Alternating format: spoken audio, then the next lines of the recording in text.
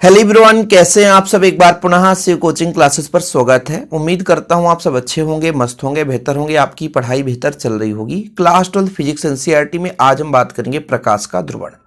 बिल्कुल सिंपल है बच्चों, जिसे हम 1 घंटे में पढ़ते हैं उसे आज आप लोग 10 से 5 मिनट में खत्म कर दोगे। चलिए शुरू करते हैं। प्रकाश का ध्रुवण होता क्या है। जैसे मान लीजिए कहीं भी प्रकाश स्रोत है और वहां से प्रकाश किरण निकल रही है बच्चों, तो प्रकाश किरण जब निकलती है तो तरंग संचरण की दिशा लंबवत कंपन करते हुए आगे की ओर बढ़ती है। जैसे मैं कहता हूं, थोड़ा आप समझना कि ये प्रकाश स्रोत है बच्चों, ठीक है। प्रकाश स्रोत मतलब यहां से प्रकाश किरणें निकल रही है। अब जब यहां से प्रकाश किरण मान लीजिए इधर चल रही है, तो यहाँ पे जो तरंग है बच्चों वो कंपन करते हुए इस तरीके से तरंगगर्त के रूप में आगे की ओर बढ़ती है। तो जरूरी नहीं है कि एक ही कण केवल कंपन करते हो, दूसरा कण भी कुछ इस तरीके से कंपन करता हुआ आगे की ओर बढ़ता है। तीसरा कण भाई इसके लंबवत तो ऐसे कंपन करते हुए आगे की ओर बढ़ता है। चौथा कण ऐसे कंपन करते हुए आगे की ओर बढ़ता है। अब आप कहोगे सर कि हम कैसे समझेंगे कि ऐसे ही डायरेक्शन में कई सारे कण कंपन करते, उसी दिशा में कई सारे कंपन भाई स्थित हो सकता है। जैसे मैं कहता हूं कि ये मान लीजिए तरंग संचरण की दिशा में है, ठीक है। अब कोई कण बच्चों इस तरीके से कंपन करते हुए आगे की ओर जा रहा है, ठीक है। कोई कण ऐसे जा रहा है, कोई कण ऐसे जा रहा है, कोई कण ऐसे में है, थोड़ा कोई कण और ऐसे टेढ़ा में है। तो कई सारे कण हो सकते हैं ना। मतलब एक बिंदु यदि हम ले लें कि मान लीजिए ये अंदर की ओर, ये अंदर की ओर बता रहा है कि अंदर की ओर तरंग संचरण की दिशा है। अंदर की ओर का मतलब क्या है बच्चों, ये अंदर की ओर इस तरीके से। अब इस कण के लंबवत किस तरीके से स्थित हो सकता है कि कोई मान लीजिए प्रकाश किरण इस तरीके से कंपन करते तरंगगर्त के रूप में, कोई इस तरीके से, बाकी तो सब इस कण के मतलब ये तरंग संचरण की दिशा के लंबवत है। कोई इस तरीके से कंपन करते हुए, कोई इस तरीके से कंपन करते हुए और भी स्थित हो सकता है। मतलब कई सारे कण इस तरंग संचरण की दिशा लंबवत कंपन करते हुए आगे की ओर बढ़ते हैं। अब मान लीजिए इसमें बहुत सारे तरंग हैं बच्चों जो लंबवत कंपन करते हुए आगे की ओर, मतलब इनमें कई सारे डायरेक्शन है। अब अपन करते क्या है कि यदि इस प्रकाश को इस प्रकार से व्यवस्थित कर दिया जाए कि केवल और केवल एक निश्चित दिशा में इसे सीमित कर दिया जाए, मतलब इसकी डायरेक्शन बहुत सारे डायरेक्शन है। अब आपको लगेगा कि सर ये कैसे हो सकता है, कैसे पॉसिबल हो सकता है।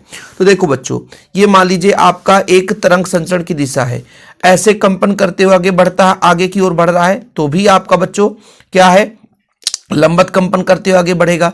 थोड़ा सा ऐसे है, ऐसे जा रहा है तो भी लंबवत कंपन करते हुए, थोड़ा सा ऐसे कर दिए तो भी लंबवत कंपन करते हुए।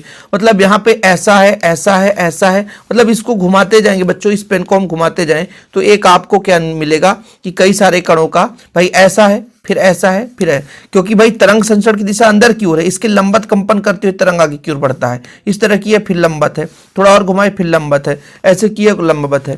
तो मैंने कहने का मतलब यहाँ पे ये समझाया कि तरंग संचरण की दिशा अंदर है तो लंबवत कंपन करते हुए कई सारे कण अंदर की ओर जा रहे हैं, उसी दिशा में संचरित कर रहे हैं।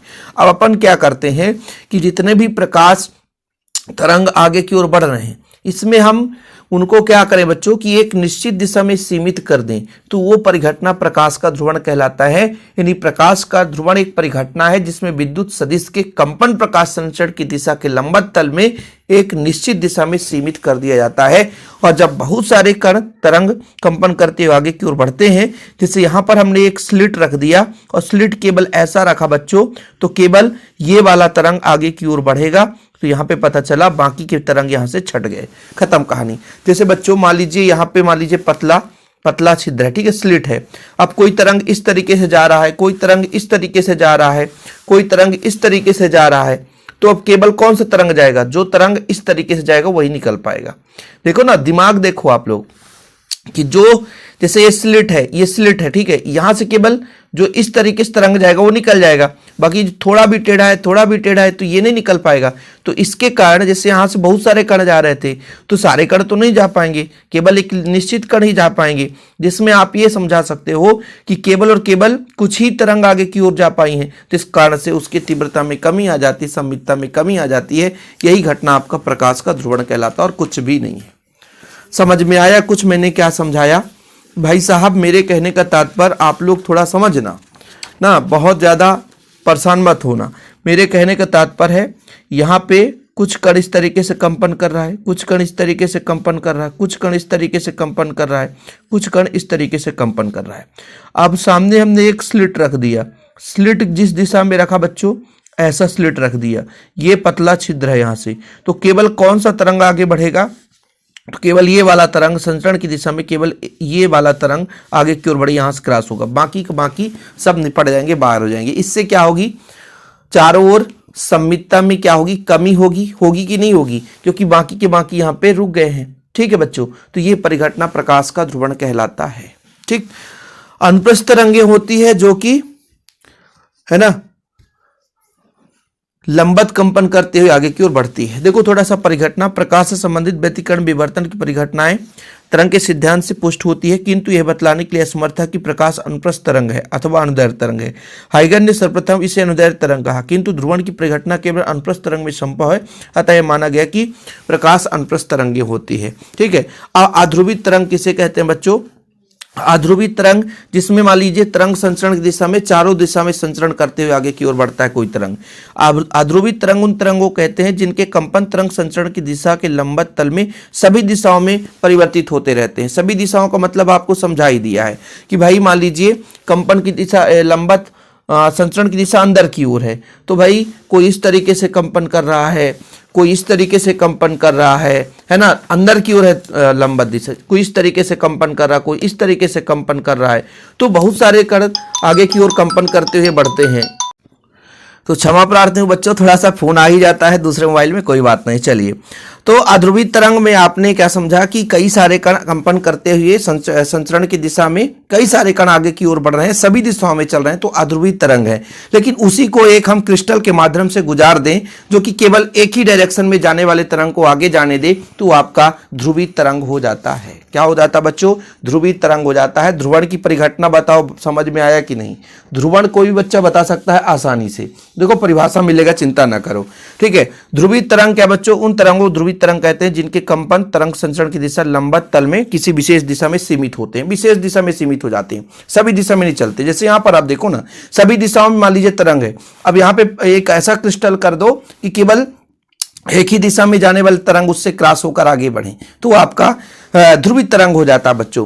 तो ध्रुवित तरंग अध्रुवित तरंग आपको समझ में आया, उसी प्रकार से आपका अध्रुवित प्रकाश भी होगा या ध्रुवित प्रकाश, उस प्रकाश को जिसमें विद्युत सदिश के कंपन प्रकाश संचरण की दिशा के लंबत तल के सभी दिशाओं में वितरित होते हैं, अध्रुवित प्रकाश कहलाते हैं। सभी दिशाओं में वितरित होंगे तो अध्रुवित हो जाएंगे। जैसे सूर्य, विद्युत बल्ब, ट्यूबलाइट, मोमबत्ती आदि से जो प्रकाश प्राप्त होता है अध्रुवित है बच्चों। लेकिन उसको एक विशेष क्रिस्टल के माध्यम से इस प्रकार से सीमित कर दिया जाए कि केवल निश्चित दिशा में सीमित हो जाए, तो आपका ध्रुवित प्रकाश कहला जाता है। उस प्रकाश को जिसमें विद्युत सदिश के कंपन प्रकाश संचरण की दिशा लंबत समतल में किसी एक निश्चित दिशा में सीमित होते हैं, तो समतल ध्रुवित प्रकाश कहलाते हैं। ठीक है, प्रकाश का ध्रुवण हो गया। प्रकाश का ध्रुवण वह परिघटना है जिसमें विद्युत सदिश के कंपन प्रकाश संचरण की दिशा के लंबत तल के एक निश्चित दिशा में सीमित कर दिए जाते हैं। देखिए इतना ठंडी है यार, ये गले में खराश हो ही जाता है।